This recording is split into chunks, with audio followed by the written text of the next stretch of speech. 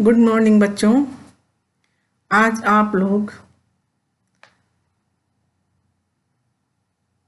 काव्यांजलि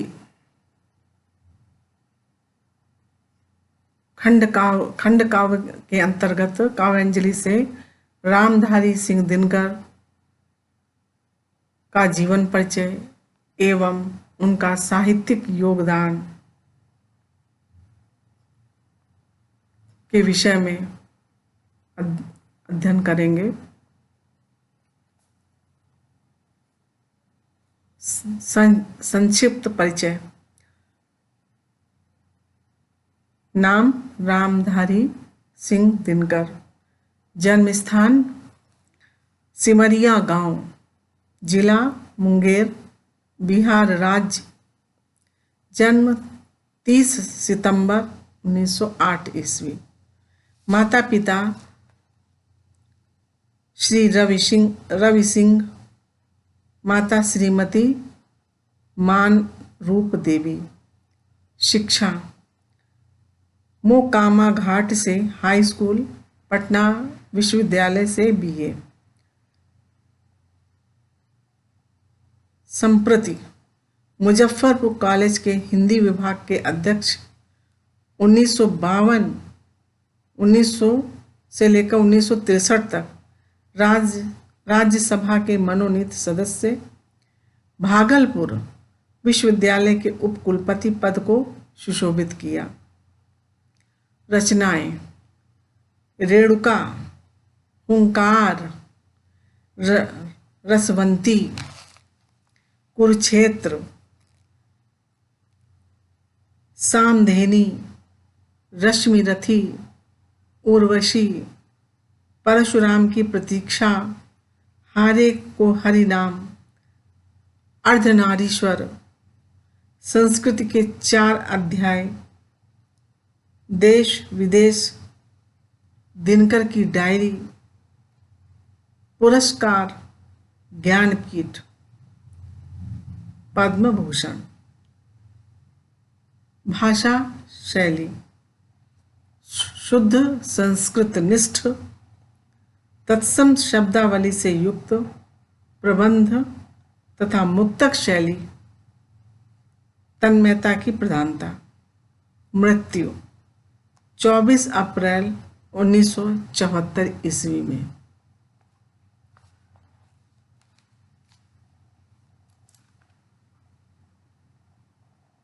कवि परिचय। रामधारी सिंह दिनकर का जन्म बिहार के मुंगेर जिले में सिमरिया गांव में 30 सितंबर 1908 ईस्वी को हुआ था। इनके पिता का नाम रवि सिंह एवं माता का नाम मन रूप देवी था। बाल्यावस्था में ही इनके पिता का देहांत हो जाने के कारण इनकी माता जी ने ही इनका लालन पालन किया।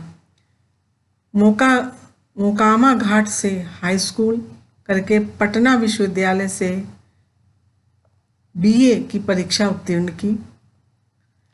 मोकामा घाट के विद्यालय में प्रधानाचार्य के पद पर कार्य किया और फिर उसके बाद सब रजिस्ट्रार के पद पर भी कार्य किया। ये मुजफ्फरपुर कॉलेज के हिंदी विभाग के अध्यक्ष पद पर भी रहे। अनेक वर्षों तक ये राज्यसभा के मनोनीत सदस्य रहे। 24 अप्रैल 1947 ईस्वी को इनका देहांत हो गया। सॉरी बच्चों, 24 अप्रैल 1974 ईस्वी को इनका देहांत हो गया। दिनकर जी प्रारंभ से ही लोक के प्रति निष्ठावान, सामाजिक उत्तरदायित्व के प्रति सजग और जनसाधारण के प्रति समर्पित कवि रहे हैं। सरकारी सेवा में रहते हुए भी इन्होंने स्वदेश प्रेम की रचनाएं की हैं। उर्वशी महाकाव्य पर इनको 1972 ईस्वी में ज्ञानपीठ पुरस्कार प्रदान किया गया।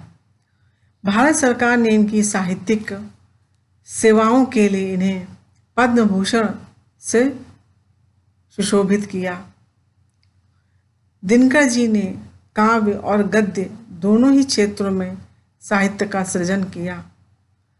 इनकी काव्य रचनाएं रेणुका, हुंकार, रसवंती, द्वंद्व गीत, सामधेनी, कुरुक्षेत्र, रश्मिरथी, उर्वशी, परशुराम की प्रतीक्षा, नीम के पत्ते, नील कुसुम, चक्रवाल, बापू, इतिहास के आंसू, सीपी और शंख, नए सुभाषित, आत्मा की आंखें, हारे को हरिनाम आदि। इनकी कविता का चरमोत्कर्ष उर्वशी में दृष्टिगोचर होता है। इसमें पुरुरवा सनातन नर के प्रतीक हैं और उर्वशी सनातन नारी की, और इनके माध्यम से दिनकर ने पुरुषार्थ चतुष्टय में मोक्ष प्राप्ति के विधान को बताया है। रश्मिरथी का प्रबंध काव्य है जिसमें महाभारत के उपेक्षित पात्र कर्ण का पुनर्मूल्यांकन किया और उसे गरिमामय पात्र के रूप में अंकित किया है। दिनकर जी ने संस्कृति के 4 अध्याय के रूप में एक श्रेष्ठ गद्य रचना लिखी। दिनकर की डायरी भी एक उच्च कोटि की रचना है। इनके अतिरिक्त दिनकर की अनेक गद्य रचनाओं में उनका गंभीर चिंतन एवं अध्ययन मनन व्यक्त हुआ है। दिनकर जी ने भारतीय संस्कृति का वर्णन करते हुए उत्कृष्ट देश प्रेम की भावना को भी अपने काव्य में स्थान दिया है। उन्होंने अपने काव्य में शोषकों के प्रति रोष तथा शोषितों के प्रति सहानुभूति व्यक्त की है। पूंजीवाद के प्रति आक्रोश रहता रहा है जो द्रष्टव्य है। श्वानों को मिलता दूध वस्त्र, भूखे बच्चे अकुलाते हैं, माँ की हड्डी से चिपक ठिठुर जाड़े की रात बिताते हैं। श्वानों को मिलता दूध वस्त्र, भूखे बच्चे अकुलाते हैं, माँ की हड्डी से चिपक ठिठुर जाड़े की रात बिताते हैं। दिनकर जी ने प्रथम विश्व युद्ध के कारणों, समस्याओं, युद्ध की उपादेयता आदि पर विचार कर युद्ध दर्शन प्रस्तुत करते हुए कुरुक्षेत्र की रचना की है। महाभारत युद्ध की पृष्ठभूमि में लिखी गई इस रचना का मूल प्रतिपाद्य युद्ध और शांति है। दिनकर की मान्यता है कि जहाँ सत्ताधारी अनीति पर चल रहे हों, समाज में वर्ग भेद एवं शोषण की प्रक्रिया सतत चल रही हो, वहाँ शांति स्थापित नहीं हो सकती है। वे कहते हैं, शांति नहीं तब तक सुख भाग न नर का सम हो, नहीं किसी को बहुत अधिक हो, नहीं किसी को कम हो। उर्वशी में कवि ने जिस काम अध्यात्म को प्रस्तुत किया है वह उनके गंभीर चिंतनशील व्यक्तित्व को प्रस्तुत करता है। उर्वशी अपना परिचय एक सनातन नारी के रूप में देती हुई कहती हैं, मैं नाम गोत्र से रहित पुष्प, अंबर में उड़ती हुई आनंद शिखा, इतिवृत्तहीन सौंदर्य चेतना की तरंग, सुर नर किन्नर गंधर्व नहीं, प्रिय मैं केवल अप्सरा, विश्व नर के अतृप्त इच्छा सागर से समुद्भूत। उर्वशी ने कवि ने नारी सौंदर्य का जो चित्र अंकित किया है वो अपूर्व है। उनके बाह्य सौंदर्य पर ही नहीं, आंतरिक सौंदर्य पर भी उन्होंने दृष्टिपात किया है। वीर रस के इस कवि के हृदय में प्रेम की मधुरता की सरिता भी बही है। हिंदी साहित्य में स्थान। रामधारी सिंह दिनकर की गणना आधुनिक युग के सर्वश्रेष्ठ कवियों में की जाती है। विशेष रूप से राष्ट्रीय चेतना एवं जागृति उत्पन्न करने वाले कवियों में इनका विशिष्ट स्थान है। वे भारतीय संस्कृति के रक्षक, क्रांतिकारी चिंतक, अपने युग का प्रतिनिधित्व करने वाले हिंदी के गौरव हैं, जिन्हें पाकर हिंदी साहित्य वास्तव में धन्य हो गया है।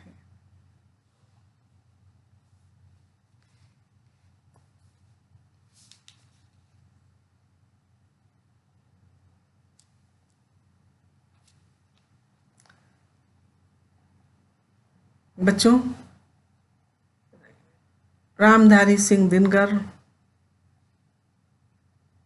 का जीवन परिचय एवं उनका साहित्यिक योगदान के विषय में अभी आपको मैंने पढ़ाया। इसको पढ़िएगा और समझिएगा। कॉपी पर इसको लिखिएगा। धन्यवाद।